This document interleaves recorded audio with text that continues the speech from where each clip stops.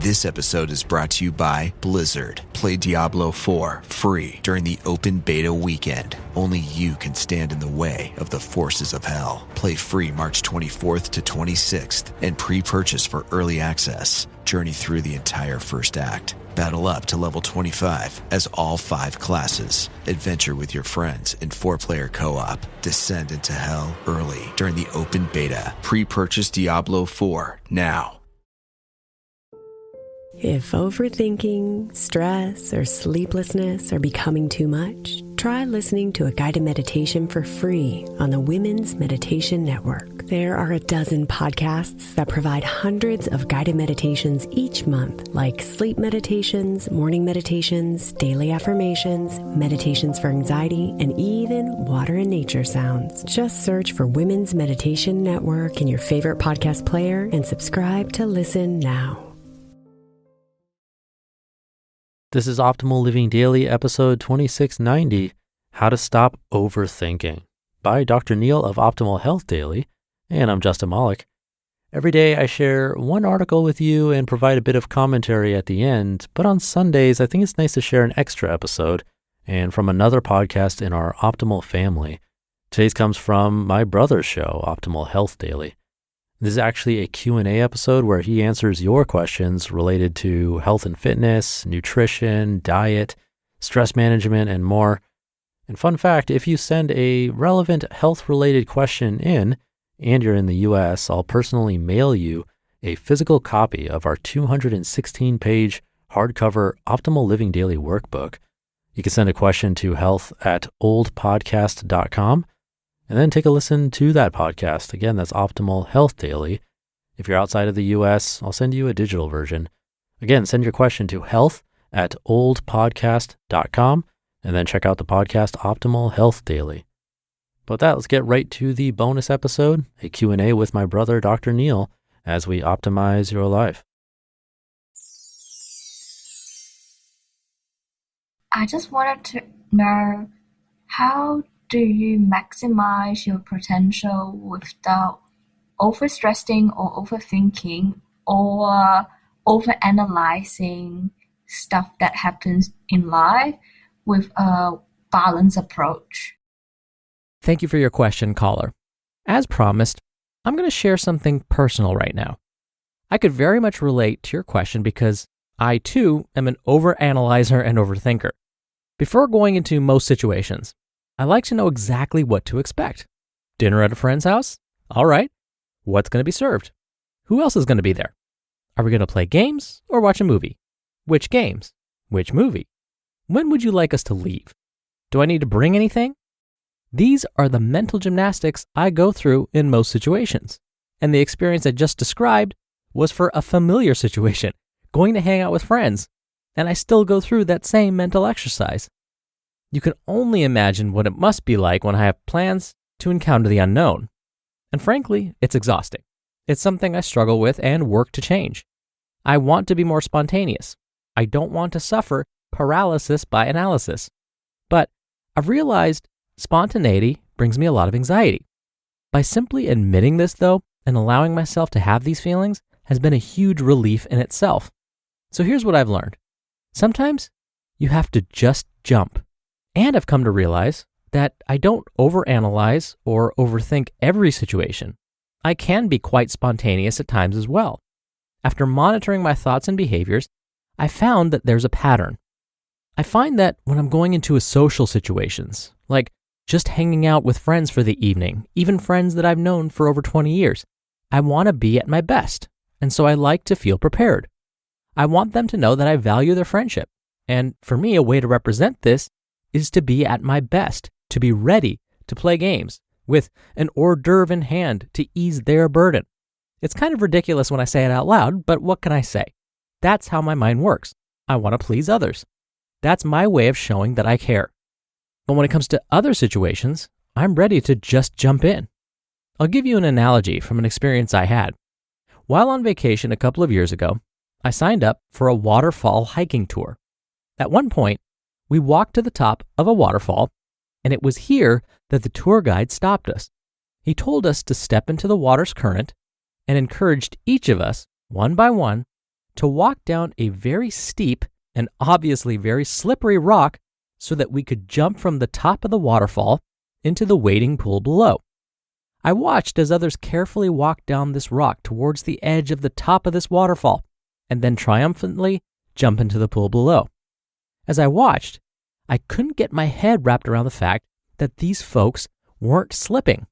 I mean, plenty of water was flowing over this rock as they eased themselves down to the waterfall's edge. How is it possible that they weren't slipping and falling down?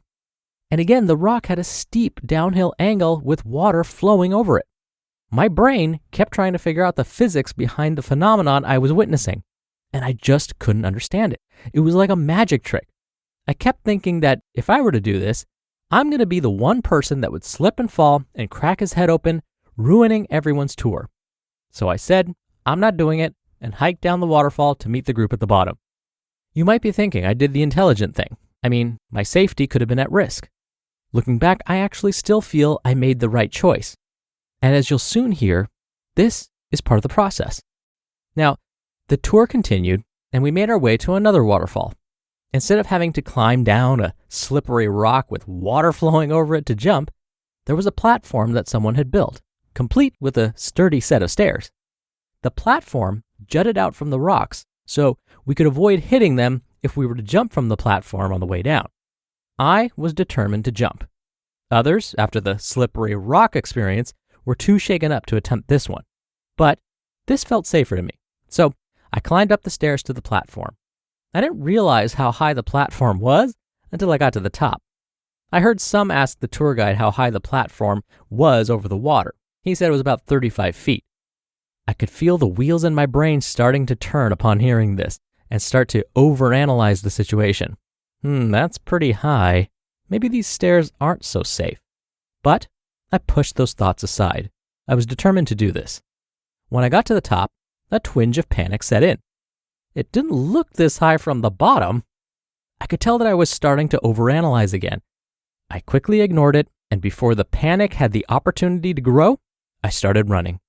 I ran towards the edge of the platform and leapt into the air. No hesitation. I just jumped. Looking back, I'm so glad I did. It was thrilling. So there are times when we need to ignore our instinct to overthink and overanalyze. But there are definitely times when we need to trust ourselves, like when our safety might be at risk. So here are what professionals in the field recommend to help us get over this paralysis by analysis. The first tip is probably the most profound. Ask yourself this: on my deathbed, what will I regret more? Doing this or not doing this? What's the worst thing that can happen if I don't do this? Next, think about perfection. Perfection may not be as important as you think. Making a decision should simply be a step towards your ultimate goal. It's okay to have an okay decision and not a perfect one to support you making progress towards your goal. Next, think about removing some options. Sometimes too many options can lead to overanalysis. Think of the cereal aisle at the grocery store. My goodness, how many options do we have to just buy some cold cereal? That sometimes can lead to paralysis by analysis. So instead, think back to what you hope to accomplish. Get rid of any options that will not support your objective. So in the case of the cereal aisle at the grocery store, I try not to buy the super processed high sugar cereals, so I just end up avoiding most of the middle shelves when making my choice. I tend to look to the top and very bottom shelves because that's where the least processed cereals tend to sit. Next, just jump. If you're not sure which option to pick or how to proceed, and none of them would be harmful or detrimental to you or your goal, then just pick one and try it. Just jump. Don't worry about the outcome at that moment, but just be comfortable with the fact that you made a decision and are moving forward. Next, learn from past mistakes, but don't let them stop you. Try not to overthink decisions you made in the past, especially if you often suffer from paralysis by analysis. Learn from previous decisions, especially the ones that maybe didn't go as well as you had hoped, but try not to let them prevent you from striving towards your current goals. And finally, consider setting a time limit. Since every decision is different, it's hard to recommend a specific time limit. But saying, okay, I'm going to make a decision by 1 p.m. this afternoon. Something like that can help you avoid spending too much time overanalyzing. And as I always say, when it comes to a list of things like this, don't feel like you have to do everything, especially not all at once. Instead, pick one or two of the suggestions that you like and go from there. Thank you again for the question, caller. Now, if you want to send in a question to have answered right here on the show, you can email one to health@oldpodcast.com. Now, if you're in the US and your question is applicable, we'll even physically mail you one of our Optimal Living Daily workbooks. Now, if you want your voice on the podcast, just come by oldpodcast.com/ask, and you can record your question straight from your computer's microphone. If you don't like it, you can play back, listen to it, and delete it.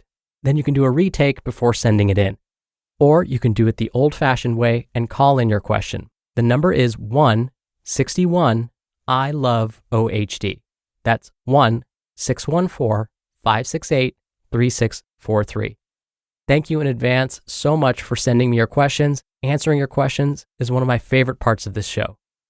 All right, that's another Q&A edition of Optimal Health Daily. Thank you so much for listening every day. Thank you for listening all the way through.